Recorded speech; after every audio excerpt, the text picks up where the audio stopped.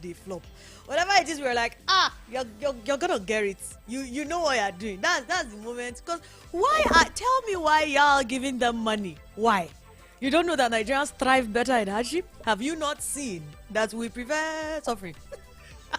Of course, I'm just kidding. I wish the Super Eagles the best.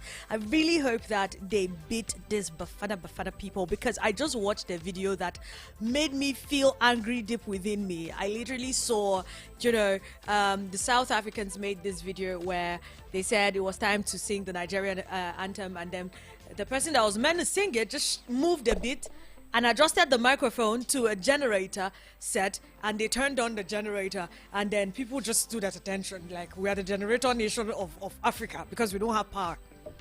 Let me tell you something. Only Nigerians are allowed to badmouth this country. If you're non-Nigerian, we will not permit it. All right. Welcome to VOP Lifestyle on Voice of the People 96.9 FM Abuja. Today is Wednesday, the 7th day of February 2024. I'm feeling great. I'm feeling good. And I hope that you're feeling good as well. All right. We like to look at health issues, especially on a day like today, because it's Wednesday, right? Let's look at your physical health. Now, if you think about your health right now, your entire health, how optimized is it on a scale of 1 to 10? 1 being you're dead, so I know nobody is gonna be 1, right? And then 10 is you're fully charged, you're like 100. 5 is like, meh. You have like a health condition you're managing. Most Nigerians are managing high blood pressure here, a little diabetes there, and I'm saying a little because of how common it is, but of course it's very serious, right? So how healthy are you? How healthy are you even feeling right now? Think about it for a second. Okay. What number did you give yourself? And be very candid. Be very candid. I need you to take this moment to reflect. Feel your body, unclench your jaw, relax your shoulders. Your tongue that has been stuck to the roof of your mouth since, drop it, relax, and feel your body. Become one with your body and find out, how healthy do I feel on a scale of 1 to 10? Now, why is it that number is the next question I want you to ask yourself. Is there a health issue going on? What led to the health issue, if there is a health issue? How did we get to that number? Like, how did we get there? Have we always been there our whole lives? Are you maybe managing a condition like sickle cell anemia or some condition you were born with? How did you get there? And what can you do to optimize your health? What can you do to get your health to 100%? Is it possible? There are certain things that we know casually that we can do to optimize our health. We know, because health is everything. We know that exercise is good for us. Everybody knows that. In fact, we can sit down here and look for the disadvantages of exercise today, and I don't think we're going to find any, right? Exactly. Have you been drinking enough water? Have you? Every time I come on the radio and I sit in this chair, I'm always asking you, how much water have you had today? But you will not think about it, oh. You're just going to be ignoring me because you don't want to take me seriously. I see your life. We know these things casually, but today, I want to take my time, okay? We're going to sit down. We're going to talk. We're going to have a conversation with Dr. Meme, and she's going to explain the intricacies of of your wellness, how important it is, the little things you can do here and there so that your body will be behaving itself. Because these days, I don't think there's a Nigerian that will walk into a hospital and say, oh, I want to run a test for malaria, and they will not find it in their body. You see, that's where we're going to start from, right? Now, she is Dr. Mimi, like I said, and she's a passionate physician. She has distinguished herself in her pursuit for excellence in healthcare delivery. She's currently the head of the Department of Medicine at Maitama District Hospital, and that is in Abuja. She's also the General Secretary of the Society of Life Medicine of Nigeria. And she chairs the Nigerian Medical Association FCT Committee on Health, Living and Lifestyle.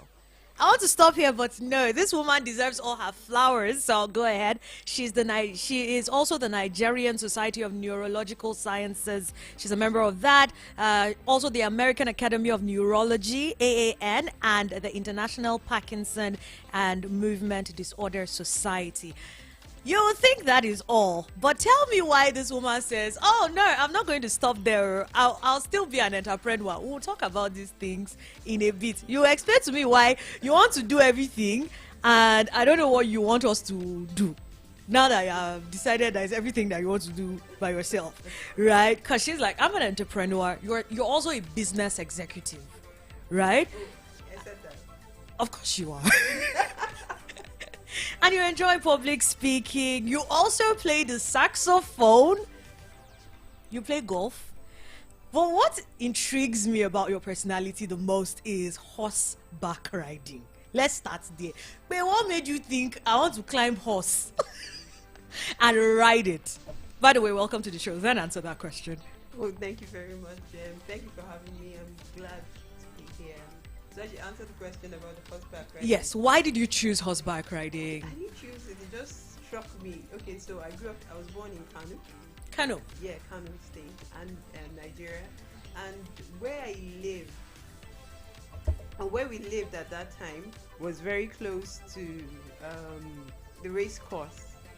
Okay, so we often see horses go by, and I was fascinated about the horses. I didn't think it struck any chord in me, but while I was in school at Ahmadu Bello University Zaria, and sometimes we went for postings in Kaduna, and I think somehow one of those occasions I said, okay, this would be a good time to try out this horse riding thing. And you just go there, pay to ride a horse, and you just go, and it felt so good, so I kept it up. Yeah. And that was it? Yeah. So everywhere I go, if I can find a race course somewhere where there are horses, by the way, not the ones at the park. I mean, polo horses. Polo horses. Yeah. Have you engaged in any competitions or? Oh, no. Just no. So it's a hobby. Yeah. It's something you just enjoy doing. Yeah. Now let's talk about you and lifestyle. You have a relationship with healthy living and lifestyle. It's something you're very passionate about. How did that come to be? Well, I think being a doctor and having studied medicine, so when you keep seeing patients sick and people just come into the hospital while they are sick, you begin to ask the big question. And you begin to ask the big question. So, do you have to wait to be sick, or does everybody have to be sick? Does everybody? And all those questions keep popping up.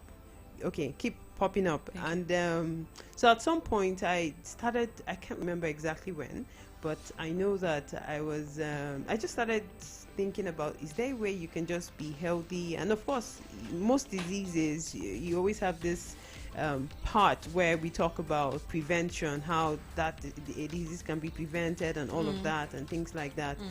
Then at some point, very specifically after becoming a doctor, I started giving health talks here and there, talking to people, organizations and things like that. Then I came across Society of Lifestyle Medicine. Okay, before it was founded actually. So I met the founder, the pioneer, that in person of Dr. Moye, Ifeoma Moye,